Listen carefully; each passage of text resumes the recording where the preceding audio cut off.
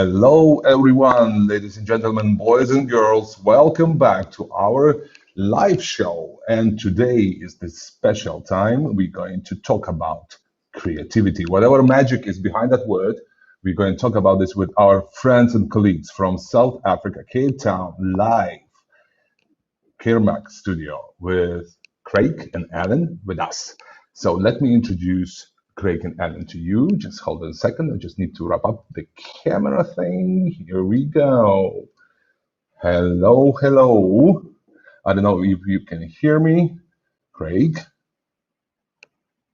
Oh, there's might be some issue. Hold on. It always happens when we go in live. Some issues just always are inevitable. It seems like we have some problem with the sound right now. Sorry for that. We're trying to do our best. So just in case, please, whoever is watching us right now live on Facebook, on YouTube, please just give us a thumb up or just say yes if you can hear us, because there might be some minor issues with the sound. So I just want to make sure that we are good here. Everyone? So far, nothing happens here. That's weird. Rob, can you check, please, if we have any sound, if you don't mind? So behind the scenes, let me introduce, in the meantime, while trying to figure out the issues we have with the sound, if you hear me. So we have sound, I can hear you. Yes, so we're loud and clear. That's cool. But unfortunately, I cannot hear Alan and Craig. Alan and Craig, just please make some sound if you don't mind.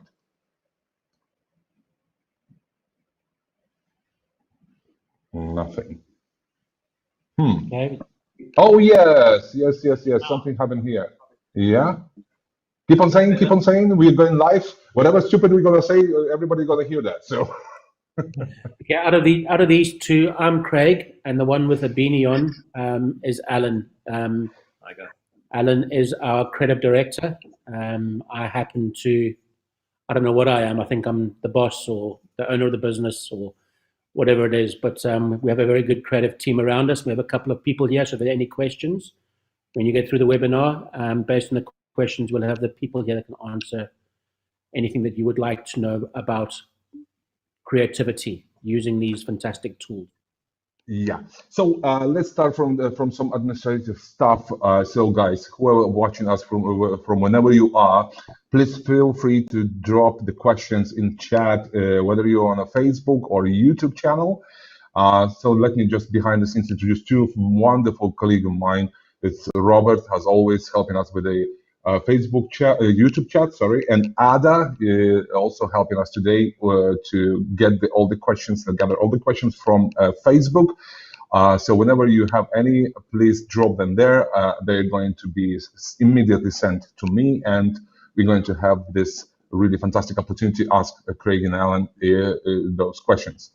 So welcome, Craig and Alan. It's nice to see you guys, actually. Thank you. And I'm really happy because you know what I noticed that very often people buying our machines, and they kind of most of the time they have some pretty idea that they buying them for the pack shots or some product videos, because especially now in Corona time, people decided just to go online for most of the time because, you know, social distancing thing and so on. And people just started to purchase their whatever they need over the internet. Yeah, so that's created the demand. And I believe our industry is now booming. So nevertheless, there is some problem here, because what the problem is, for some customers, for some companies, just the pack shot is not enough. Just the product video of the item on the white background is not enough. And the reason I wanted to talk about it with you guys, because you know the magic secret formula of creating fantastic content. And I've seen a lot of your work. I don't remember even I had a single time, whenever Craig shared something with me, I wouldn't say like, wow, that's amazing. It's like, wow, it's really wow. And you keep on amazing me all the time whenever I see anything comes out of the Kirmak studio. And I wanted just to ask you, what is the magic formula? So what is going behind the scenes before? So from the moment you take the picture to the moment you're rolling out some video ad or some campaign or some, I don't know, posters, whatever you create. So what is the process behind? Because many people keep on failing on that aspect. See, we all have access to tools, right? Better, worse, that's another story. People having Photoshops, people having After Effects, people having, I don't know, Final Cut Pro, whatever. But in order to create something, you need to come up with some brilliant idea. And at the end of the day, as we know, the best improvised thing in the world should be planned. So how do you plan? How do you create that amazing stuff? Do you mind to share, by the way? It is a difficult thing to explain to somebody that's not creative what a creative process is. But the reality is, it's like any project, I think, across any discipline in the world. You have to get the thinking right up front.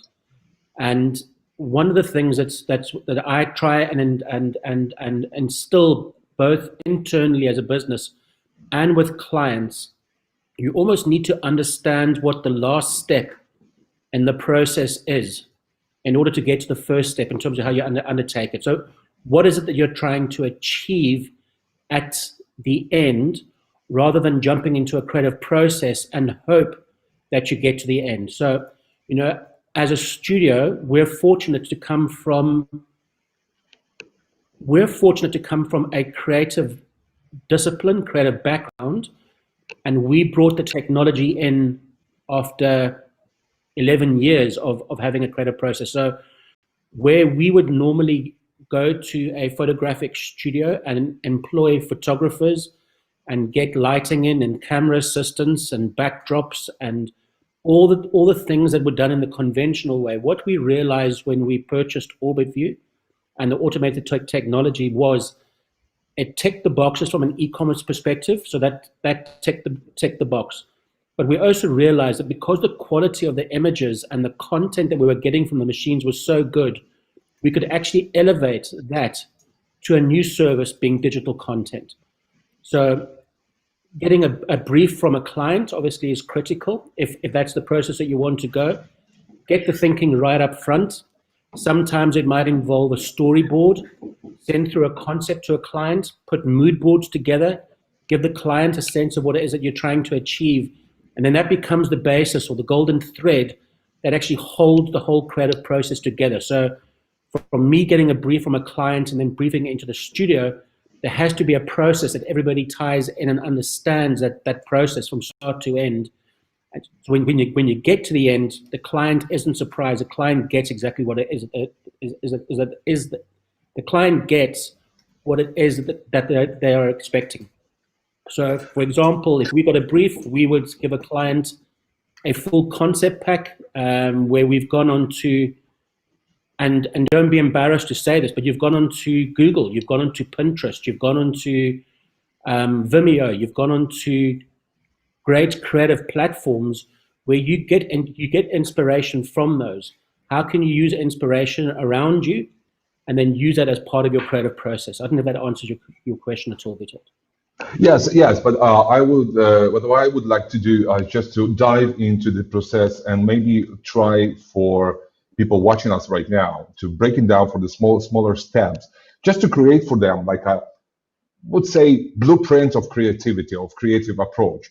It doesn't necessarily mean that we're going to tell everything like you should put this dot here or this line there, but about just some steps to keep the things organized. Because this is my feeling, and I also, as I mentioned before, I encountered this within the conversations I had with the people. They get lost in process, so they dive in, for example, into the Pinterest or Google or whatever you mentioned, and they got overwhelmed because the amount of things they see, they encounter, it's just mind blowing, and they see, oh, this is nice, that is fantastic. So what to pursue? So it's as far as I understood for what you were saying is getting your customer involved from the very beginning of the process is the key, because at least you have a feedback whether we go this direction or that direction. Is that correct?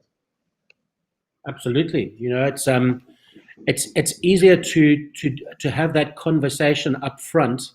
So, for example, if you were designing a house, if you were designing an interior, if you're building a factory, for example, what would normally happen in that process is that the consultant or the agency or the people that you're working with will put together things like mood boards, for example, and those mood boards will give you and your client a sense of where the conversation is. So a mood board could have 3 or 4 or 5 different looks, or 3 or 4 or 5 different approaches. But what it'll do, it'll allow the client to narrow down what it is that they absolutely like. Once that's narrowed down, it gives you as an agency and or a creative the ability to start narrowing it down to a thin edge that gives your designers or your creative studio the best possible chance to create the content, because the client is now expecting something that they've actually signed off. You've actually created this excitement for the client. Sometimes the biggest mistake that creatives can make is design and send through to a client 15 different options, because the shotgun approach doesn't work. You know, it's sometimes, and we've learned by these mistakes, you get so excited, you want to do a whole lot of stuff, and then you send everything to the client.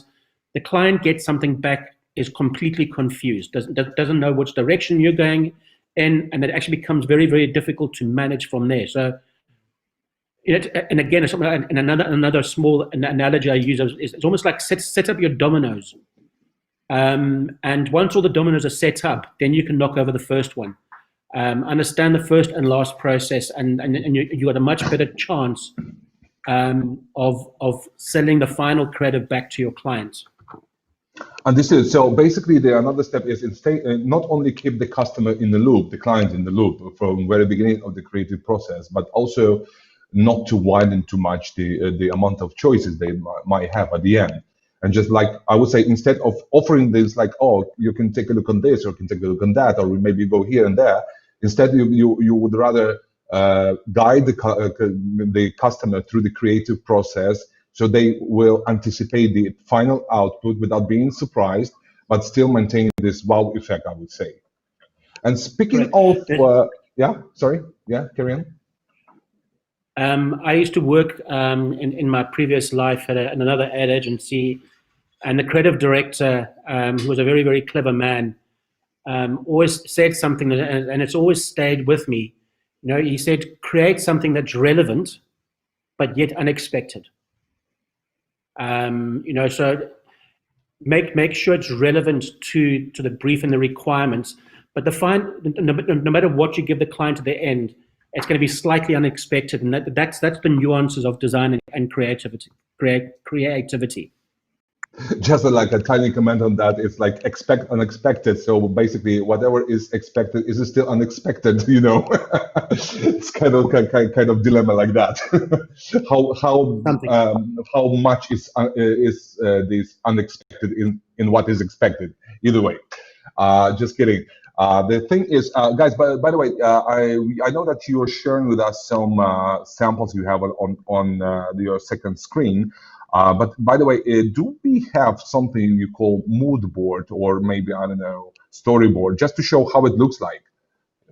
Can we just show something like this, just to let the people know who are not in the industry what actually we are talking about? Yes, we might. What that thing we did for food? For Adidas. That job that we did for Studio 88. So what I'll do is I'll share something now. It's just on an external drive. I'll share the document that we actually gave to clients in terms of trying to set up a feeling of what it was that we're trying to achieve, and then I'll share the creative that we actually executed on behalf of the client for that campaign, and you'll get a sense of that thread running through from that particular storyboard or concept pack to final execution and production. So just give us a quick second. No problem. Absolutely no problem at all. So those watching us from everywhere you like, so while we have just like a short break while Alan is trying to show us the mood boards and storyboards and stuff like that. Just please, just to make sure, do you have good video quality? Do you have a good sound? Just let us know in the chat, whether you're on a Facebook or YouTube. We would love to hear from you. And also, in the meantime, if you have any questions so far, please don't be shy. Raise your hand up or just type them in the chat window, whether you're, again, on the Facebook or YouTube channel. Rob, do you have any questions so far? Nobody. We have plenty of shy people there. Cool. All right, so everything's almost ready. Okay, so Alan's going to share something now. I'll actually let Alan talk through the process, because he is the one that pulled the look and feel and the campaigns and all the executions from a studio perspective. Right. So just Alan's going to talk through with you now. Yeah. That's okay. Alan, we are just waiting for your screen to come up at the moment on the preview. Yes, we do have screen. So I believe we can share it at this point, right? Yes, we can. Okay, so to show you guys, like Craig mentioned, we'll get a brief from client, and then as much as we can, we try and keep them involved and incorporated in the process. So we went through a few concepts, and we decided in which sort of visual direction we wanted to go according to what the client wanted. So as you can see on screen there, this is sort of like the first page that we would give a client, where it's not actual photography, but we're using other sources like off the internet or off previous campaigns. And we sort of start creating a mood board of what we think the direction can look like for the client. And then what we do is we actually take that direction and start showing them, if you're going to play this out into various sizes, what that could potentially look like, and what it could potentially look like if we take this into social for you. So yeah, just expanding a lot more on the actual visual direction and concept. So this would be one of 2 or 3 concepts that we show to a client, that he can then sort of just get a feel of what the end product can look like. And then from here, we would get buy-in from the client. And so just to show you again, so this is sort of where we started off with Studio 88. So their brief was to create something relevant for the South African market, but we were going to have to photograph all these fashion elements, as it was exclusive to South Africa and there wasn't really any content available for it. So we worked out a way where we could showcase both apparel and footwear in the same time. And then, knowing the technologies we have in studio, we always try and come up with the big idea, but then go and look from a technical point of view, how can we achieve it with the technologies we have? So that's why we ended up bringing in the shoes into a separate entity, and knowing that we can shoot models in studio. So this is the concept we ended up with. So I'm going to share another screen where I can show you. Let's see if it will open up in the same place. Does seem like it would. So from there, we worked with client and we started implementing and photographing, and this is the end result that we ended up. So this is the actual model being shot, and we composed it into our visual direction from where the client could see. So the one we're seeing is one of 24 outfits. So it's still a very loose idea, but from client accepting this, we then fleshed it out into 24 different outfits, and then showing how it could sit socially and in a grid layout, and then just bringing in a second visual direction to show them. So guys, in the meantime, sorry for interrupting you, Alan, because we have a first question from our dear colleague from Tel Aviv, Rob Cohen. And this is kind of probably relevant at the moment. I'm interested to know if you use any platform software for managing the flow of receiving products, shooting, review, and changing, final delivery. That's kind of it. Do you have any software to control the flow, starting from this idea and the mood board, ending up with a ready-made campaign, let's say? How do you do that? Honestly, it's actually quite dependent on client. Most of our clients already have some sort of internal management system between colleagues and how they're doing things. So most of our clients at the moment, they're not really open to learning another platform for interacting. So what we found to work quite well for us is to work straight from PDF. So we'll have different versions of a PDF.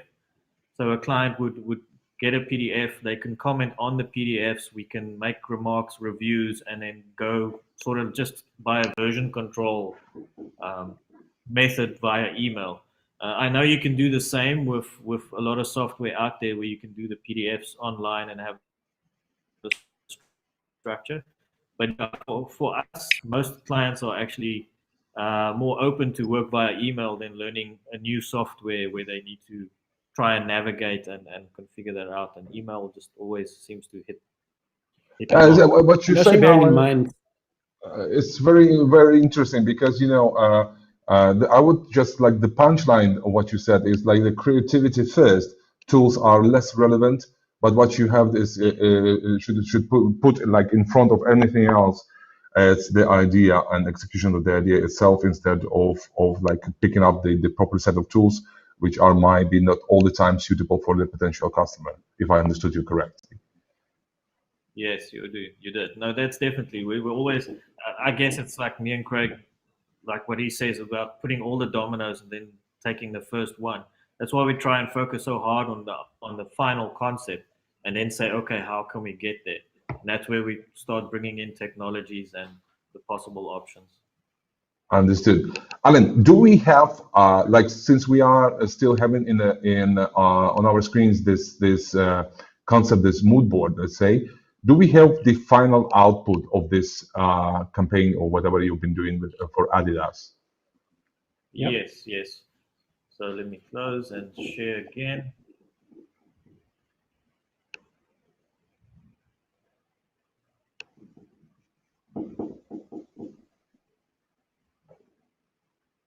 Okay.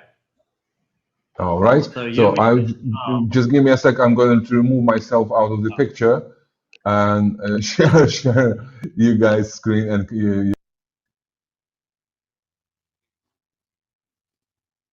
okay. So on screen, what I'm showing now is I'm starting it from the bottom. So it's the beauty of what we created for the client. So we created a full concept, plus we were supplying e-commerce photography that they could then use on their site. And then from the social channels and the videos and the retail screens and all of that, that could all be linked into their website. And when they get on their website, they're seeing the same photography for the products, which has helped just complete the circle, basically. So we would have the e-commerce photography that we executed for them, and then here is an actual production for their HD screens that was then produced. So as you see, we shot on model, and then we brought in our flat lays and our 360s that we shot in ORBITVU. And that's the final product, including banners and shop nows.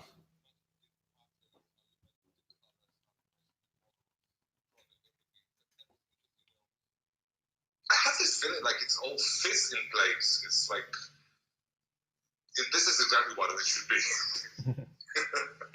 And do you have anything else to show? Yeah, we could potentially like other clients that we have. Where we also they came to us with an idea. They've got a specific jacket. They want to promote it. So, and this is one of the end results where we actually ended up using the software and technology to create a stop frame animation. But because we have the availability of obviously the product being removed from background, it just opened up so much more windows. So we could end up with something like this. Wow, it's like Hollow Man there. Yes. It's really, this animation is really surprising, to be honest. I wouldn't expect that to happen. And that's super cool. Another simple example is just using a straight shot of the shoe. Where this client, they had these shoes and obviously they had no content, so we had to localize it for a market. And so we were promoting the men's range of the 247. Yeah, I love it. I really love it. I can You know, show. and the audience is crying out, show us more. Show that again on model. So here we have another campaign we did, which is a similar where we used model.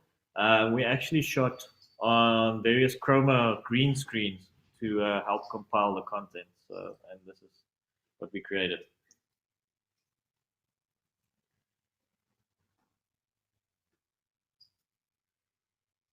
Okay, just I got a question.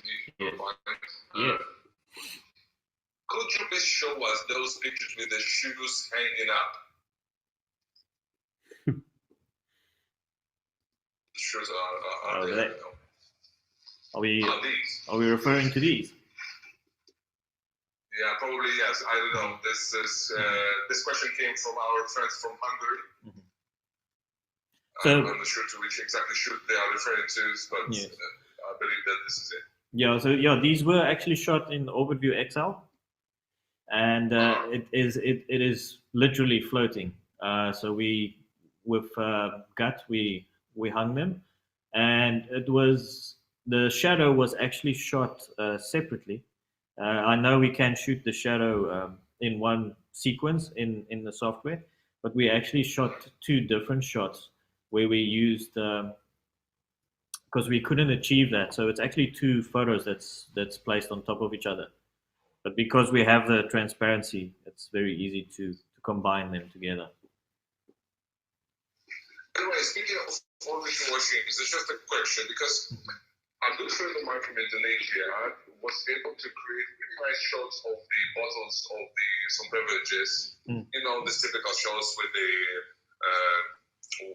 water drops and blah blah blah. And he was able to make this in Excel itself. Yes. Can you show something that you can get right up out of the machine? Not simple like just a white background or something, but something that does not requires a lot of after work. Okay. So something that we've shot that's straight out of machine. Well, shoes are. Your Puma shot? Okay. Yeah. And this was actually shot directly in micro on black. Oh, you made it in Alpha Shot Micro? Yes. Oh my gosh, I'm so embarrassed because I always think it's for jewelry only. Yeah. No, look, we micro. were. It was 360. We were trying to utilize the black that you get in micro with the black what's it, the glass floor. The black platinum, You Yeah, showed the yeah, wine. yeah. Showed the wine one. Here's an example. Basically, if you look at these straight out of the machine, obviously you know that's on Excel. So as a business, we're now targeting or wanting to target the wine and liquor industry from a creative perspective. So we know that the Excel does these fantastic bottles. So what we're doing is we're offering the clients the various shadows. So Alan will show that with you now. The various lighting options for clients. But the reality is, because you've shot this on a mask and you know where the light's coming from, if you go to the next one, which is the creative, that's taking that exact same shot and referencing it into something. It sounds awful, but you're going onto Shutterstock to try and find a visual. So as a business or as a client, the client doesn't need a stylist, doesn't need props, doesn't need backgrounds, etc., etc., etc. So the cost per shot becomes so much less. Did you show the red ones, the red wine ones? So for example, the red wine one. Sorry to admit, Craig, but I know what I'm going to do tonight when I'm going to come to ours. So for example, this is something that we did for a seriously good wine called Seriously Old Dirt in South Africa. But that bottle, you can see it's actually the same bottle shot, has been dropped into various scenarios. So that's, I suppose I don't want to use a word that it's cheating, but sometimes you don't have to reinvent the wheel every time you take a photograph and every time you want to create content. It's about understanding what the client wants and how can you achieve that within, and sometimes budgets are very important. So how do you achieve what the client wants within the given parameters? You can show the video clip. So again, here's the same, cheers, Jess. Here's the same content, but here's just video content. So imagine this being online. As a wine drinker, I know that this would be more enticing to me than just seeing a photograph on a white background. But you can see where orbit views come through, and you're creating content, and there you go. So that's just the creative process. The client had a look at that. The client signed it off, and the client's getting exactly what it is. Yeah, it seems like it is a great blessing when client knows what they want. It does help. Sometimes there's a creative, and if there are creative people in this forum, and if you are the marketing director, I apologize, but sometimes it's great to make the idea seem like it's come from the client, because it actually makes it easier to sell in the end. True. Yeah, because the content you create, this is your product you sell to others. That's absolutely correct. Of top of your memory, top of your head, do you remember any customer? Not necessarily you need to mention the name, but let's say the top difficult case when you thought that, oh my gosh, that's terrible. How you basically dealing with the difficult customers, by the way? Well, I could tell you the truth, and I could tell you what I would want to say. The most difficult clients are where you haven't put systems in place. So, the shotgun approach sometimes leads to the most acrimonious discussions with the clients, because at the end of the day, what actually happens is you travel down a certain path, or I certainly learned this. We've traveled down a certain path, and we have not put steps and procedures in place with that client. So the expectations of what the client was expecting and what we think the client expected are different, not in the same playing field. So from there, because of deadlines, etc., it's continuous wheel spin to get that right. And that's when the relationship with the client can become exceptionally difficult. And the reality is the client isn't necessarily wrong, in that case. Sometimes, Witold, you come across a client where the client says, make that background red or change that to blue, and there is absolutely no reason for the client to do it.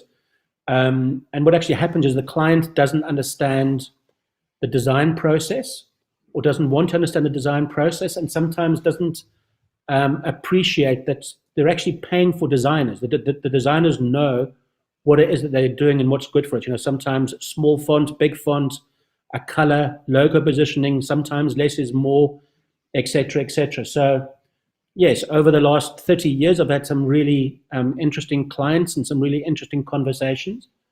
But truth be told, we've kind of got the process right where we don't really have that many arguments or ulterior discussions with clients anymore. It's a very often question, especially when you're working in a services business. Yeah, people, especially on the very beginning of the way of becoming, let's say, agency or studio or whatsoever, they're trying to catch any possible customer on the market, whatever comes in, And they usually, in the very beginning, they're trying to compromise whatever they have in mind in favor of what the customer pays for. So the question for you is following.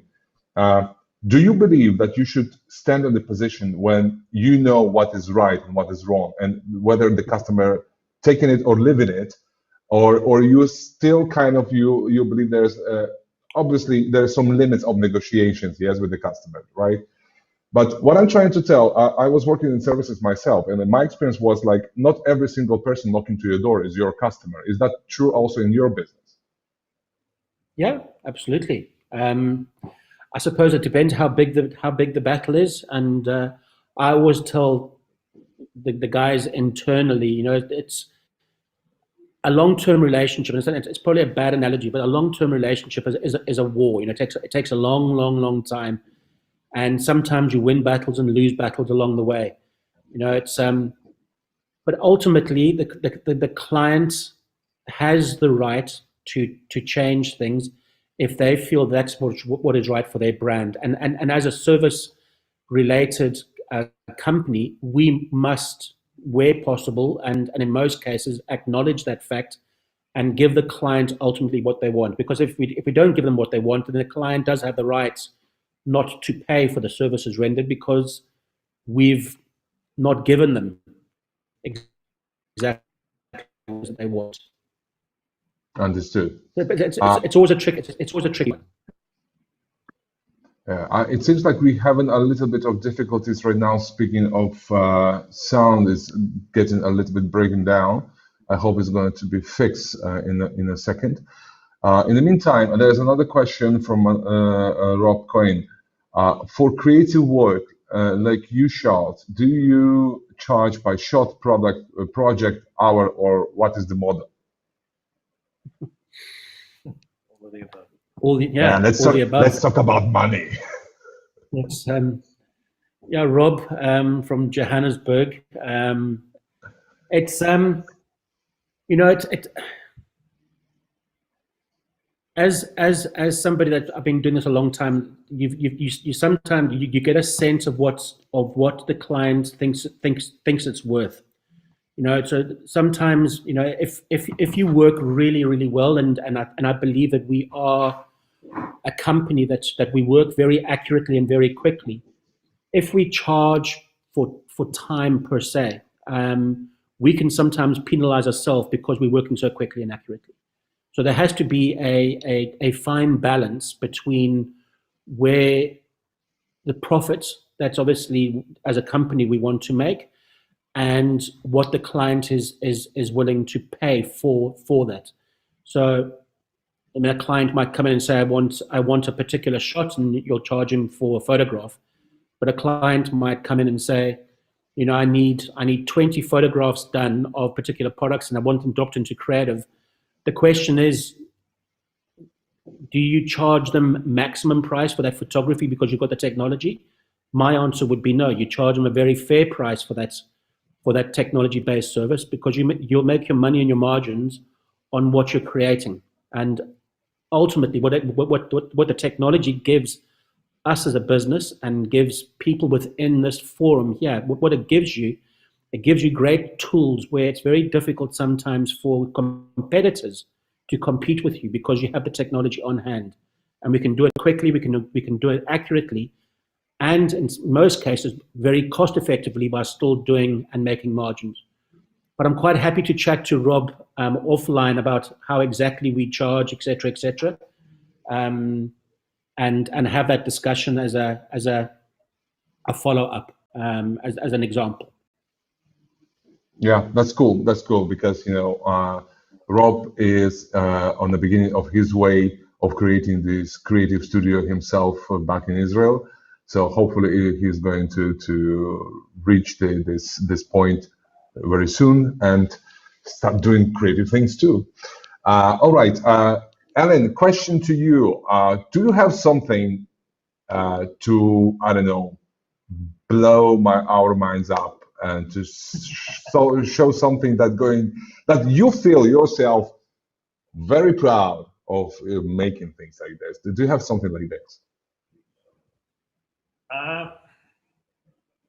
I do, but I think it might be too early to share. But here's one you pointed out for us that I can show. So this was actually a national campaign that was brought to us, and internationally they had a look and feel that was already preset. So our challenge was to take what the equipment and the technologies that we have and actually recreate an international campaign, which we ended up doing in studio with the technologies within a matter of a few days.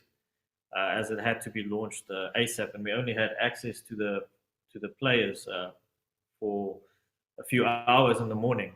So we pulled together a whole campaign within a matter of a few days to an international standard. So, I mean, when we shot these, we actually had to bring in external lights to bring in the colors for the globes, for the gels on this player is called Sia Khaleesi. And not only did we create print content, but we also created video content in the same moment that we were shooting him for photography.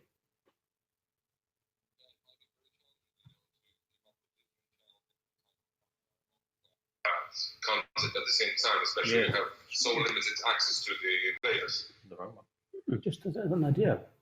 Okay, and there is something else that we would also to share, which I'm very excited about. But if I have to say, it's what we would call beta.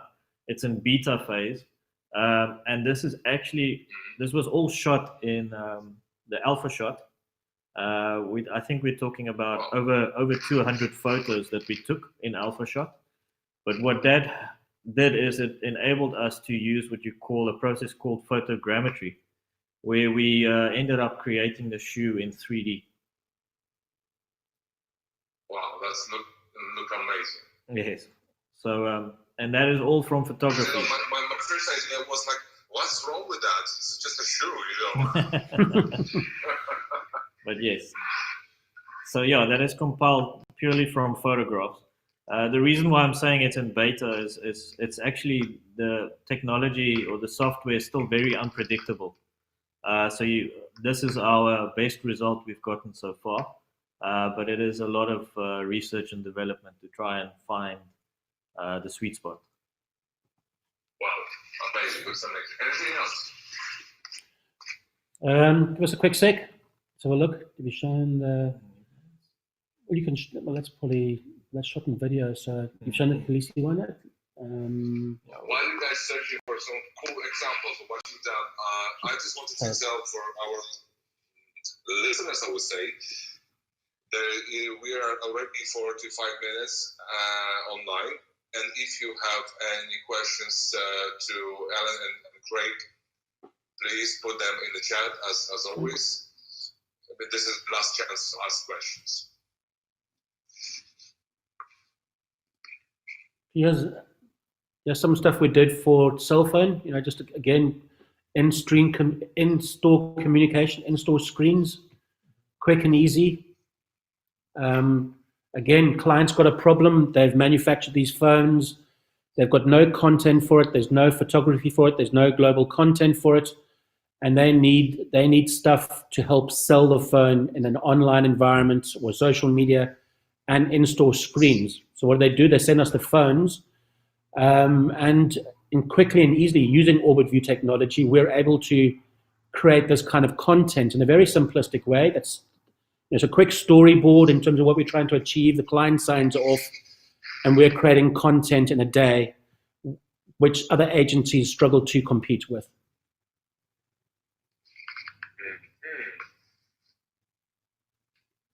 TVC, you've seen that one? TV commercial for Adidas for golf.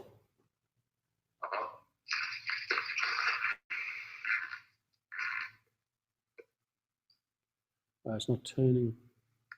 No, it's just, So they're seeing that.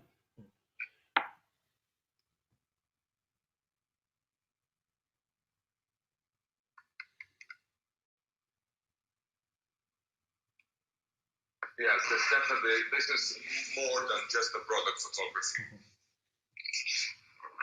It goes way beyond that.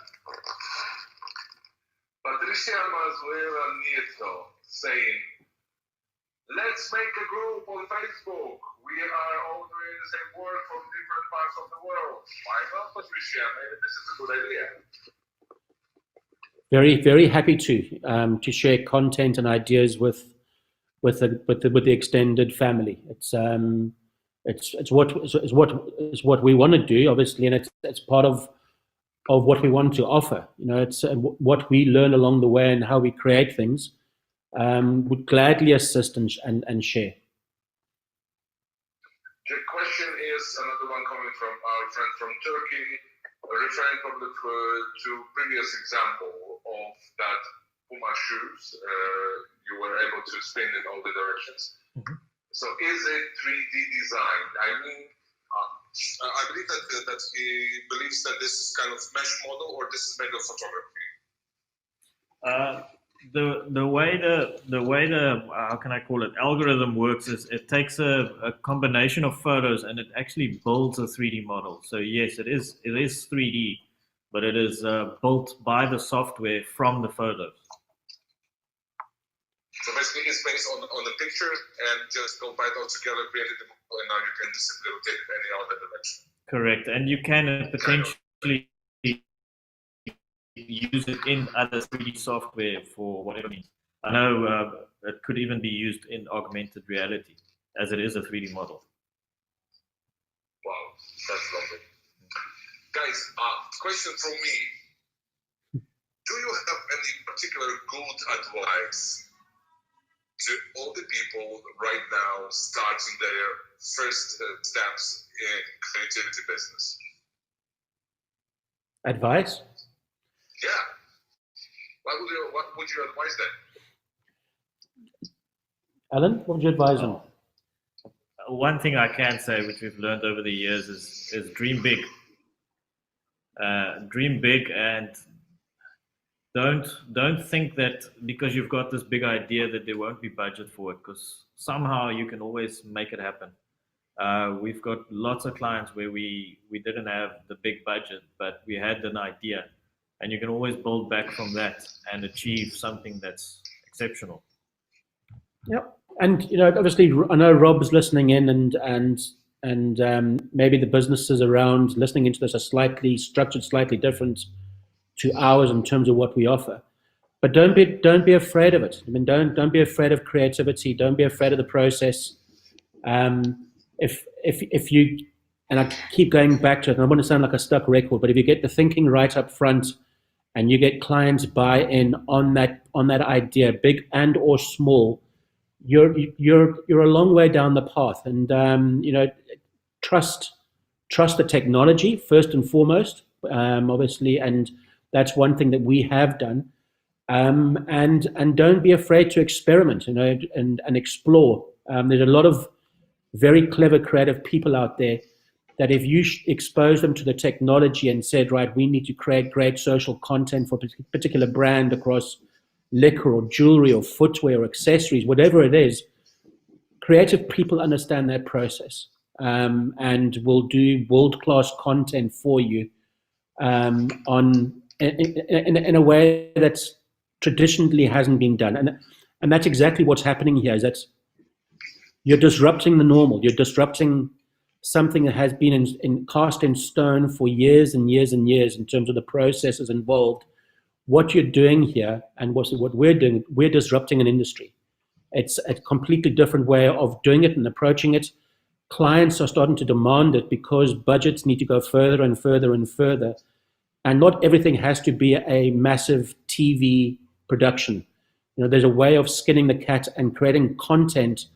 And I don't want this to sound horrible, but it's content that's quick, it's accurate, but it's throwaway content. It's swipe up, I want to buy that garment this season. Next season, that's gone. We don't need TV budgets for every single production that we put together. So think small, think big, and don't be afraid of the process, because it does work. Final question. I don't know if you could answer this one. This comes from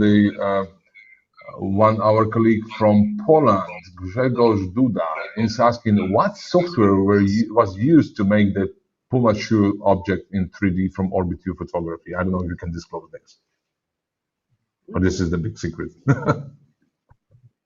No, it's not.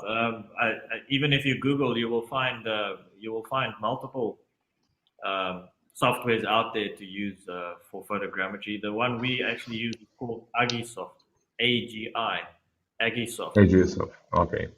Okay, I believe that answers the questions. Hopefully, Mr. Grzegorz is going to buy our machine quite soon. Guys, it was, as always, pleasure to see you, and as always, pleasure to talk to you. Thank you very much for joining us for this long session. Actually, I expected this to be shorter, around half an hour or something, but we now have more than 50 minutes online, and I believe people are, despite you showing the amazing stuff, and I really like me sitting here on the other side of the screen. I'm just like watching this like a kid, you know. It's like, wow, it's spinning, it's doing, it's something, yeah. But I think we are about to wrap it up. Thank you very much for joining us, and I really appreciate for your time and for what you've done and what huge dose of creativity you put even in this video we started our conversation from, which Studio Kirmak prepared for us to advertise this particular session.